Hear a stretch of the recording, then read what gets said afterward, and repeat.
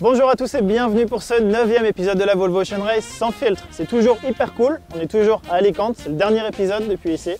À partir de la semaine prochaine, nous serons sur la route avec les bateaux. Aujourd'hui, on a plein de choses pour vous. On a Dongfeng Race Team qui va nous faire vivre un peu la vie à bord en 1 minute 30, c'est vraiment sympa.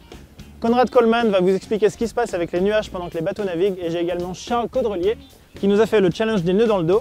Et surtout, restez avec nous jusqu'à la fin de ce show puisque je vous révélerai le vainqueur de la casquette de Monsieur Charles Caudrelier. Allez, on est parti. So this morning is putain de bateau, putain de vent,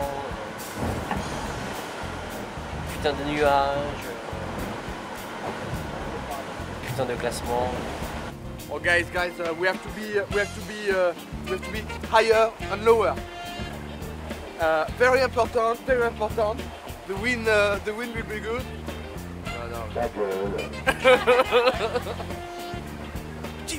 Vous me faites chier.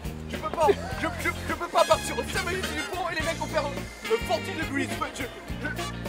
Ça me fait chier, Charles, fais quelque chose.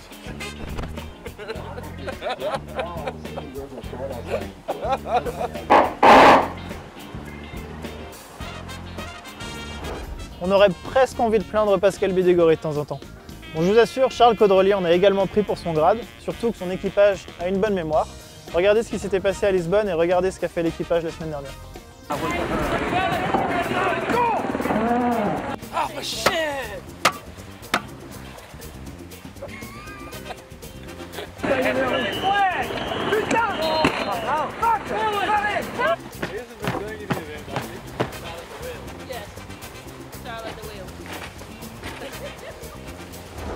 Ce qui est sûr, c'est que la bonne ambiance est de mise à bord de Dongfeng Race Team. À présent, fini de rigoler, on va aller voir notre kiwi favori qu'on n'a pas vu depuis un petit bout de temps, Conrad Coleman. Il va nous expliquer l'impact des nuages sur les bateaux lorsqu'ils sont en navigation. Allez, suivez-moi. Typiquement, quand Hugo demande à les skippers de course au large pour venir ici, c'est pour faire les concours de cordage, pour faire les nœuds derrière le dos. Donc je vais faire ça aussi. Donc voilà, déjà pour commencer, notre chaise derrière le dos, on dégage ça. Ici, je vais expliquer comment les nuages perturbent le champ de vent et donc le résultat sur les parcours de compétition. Donc ici, j'ai préparé un petit champ de vent en utilisant ces 3 ventilos ici et le petit penant pour montrer la direction globale de vent. Donc imaginons qu'on est en train de naviguer tranquillement, mais qu'est-ce qu'on voit sur l'horizon? On a les sales nuages noirs qui arrivent et il est poussé par le vent synoptique. Donc déjà en arrivant, il se renforce le vent un petit peu et aussi il crée un bascule. Donc il a un petit changement de 45 degrés. Donc si on est en travers comme avant, il faut s'abattre et il faut rouler les grands génacs parce qu'on ne peut plus faire la même direction avec les mêmes voiles. Donc grande manœuvre qui demande tout le monde d'être dans le cockpit. Déjà beaucoup de boulot, mais ça continue. Le grand nuage, il arrive en force et il renforce. Donc peut-être on a changé de 11, 12 nœuds au début. Maintenant, on a 25, 30. Donc gros bazar dans le cockpit, tout le monde aux manettes. Mais avec le passage du nuage, ça continue. Et du coup, on a un bascule de vent de 90 degrés maintenant, donc peut-être le bateau il est abattu, ou sinon avec le passage de vent, il faut faire un virement de bord. C'est très compliqué et c'est très prenant pour les gens à bord. Mais le vrai élément compliqué à gérer, c'est la suite. Parce que avec le passage de nuages comme ça, comme celle-ci, on a maintenant une compétition entre les vents. Parce que lui, il pousse le vent ici. Le vent, il vient de là. Donc au milieu, c'est très perturbé et des fois, c'est pétole complet. Il n'a pas de vent du tout. En fait, en ces cas-là, il faut faire un gros manœuvre pour essayer de chercher soit le vent d'un côté ou soit le vent de l'autre. Et éventuellement, le vent, le nuage, il va se dégager. Donc au fur et à mesure, le champ de vent, il se lisse. Et on revient à tribord à mur comme avant, la vie est belle. Voilà, la vie est belle, tout va bien, on peut continuer de faire la route.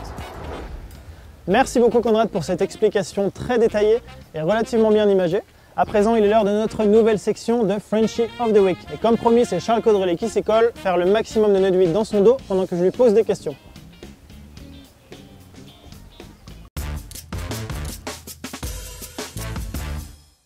Trois, 2, 1, top. Est-ce que tu peux m'épeler Charles à l'envers? S-E-L-R-H-A-C. Ouais. Non, moi, c'est pas grave, je sais pas écrire mon nom. Trois ingrédients d'un phare breton. Je sais pas, il y a du beurre sûrement, il y a des œufs et puis il y a des pruneaux, allez. 57 moins 23. 57, 23, 24. Non. Non, 34 pardon. 34. Quelle est la surface de la grand voile? 180. Ma grand voile? Oh, 165 alors je sais plus. 163, ok. J'en ai vu tellement que les grands voiles. Quel est le code postal de la Trinité? 56, 900, je connais pas, 940, 970. La capitale du Pérou. Lima? Si tu pouvais recruter à bord de Don't Race Team un des équipiers de notre équipe. Pete Burling ou pour essayer quoi, pour voir ce qu'il vaut. Il est bon. Ton chanteur préféré? Johnny, il est mort. Il aime bien ceux qui sont morts.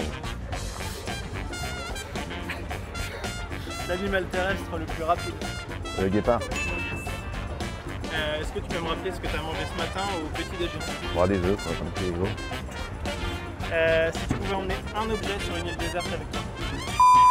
Non, c'est pas. Bah, je sais pas. Une planche de surf. Top. Ok, on est à combien là? 1, 2. Ah, il y en a deux là. 1, 2, 3, 4, 5, 6, 7, 8, 9. Ok, 9 nœuds. Bon, Non, Charles, c'est moi, pas je suis mal. régulier quoi. C'est plutôt régulier. C'est le deuxième meilleur score par rapport au classement de la France. Et le meilleur maintenant, c'est qu'il va falloir que tu nomines quelqu'un. Un Français, ce serait mieux pour moi. Ah d'accord. Qu'est-ce que tu nomines? On va nommer Pascal histoire de rigoler un peu. Pascal? Ouais. Ok.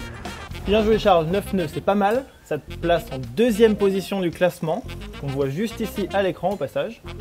Bon, à présent, il est temps pour nous de révéler le nom du grand gagnant de la casquette officielle de Don't Race Team, signé par le skipper Charles Caudrelier.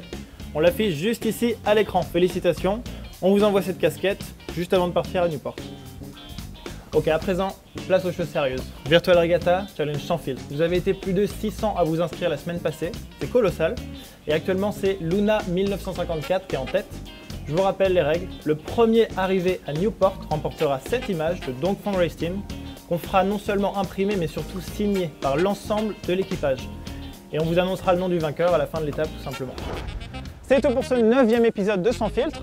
On se retrouve à Newport et en attendant je vous laisse avec notre dernière section. Elle est un peu plus émotionnelle et c'est Martin Carusoret qui découvre un joli message de sa famille et ses amis pour son 29e anniversaire qui a eu lieu lundi. Et ce jour-là il passait l'équateur, c'est plutôt classe. Ciao. Bon anniversaire. Nick. Thanks to bring me all this present. So, Who is this from? from my sister.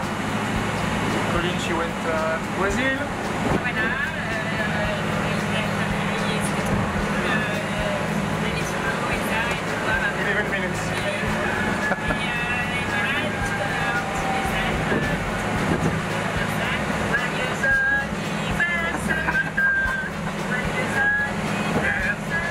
Enjoy in English, the next leg. Et puis ben voilà, happy birthday et see you in Newport.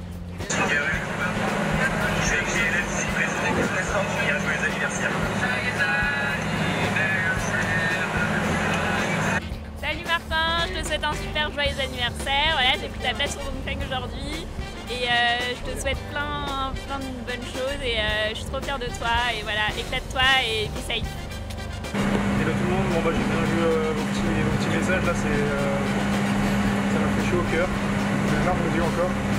Et j'ai hâte de tout vous voir à l'arrivée cet été, on va fêter ça. Et en tout cas, vous raconter, et voilà, on se embrasse tous. Ciao.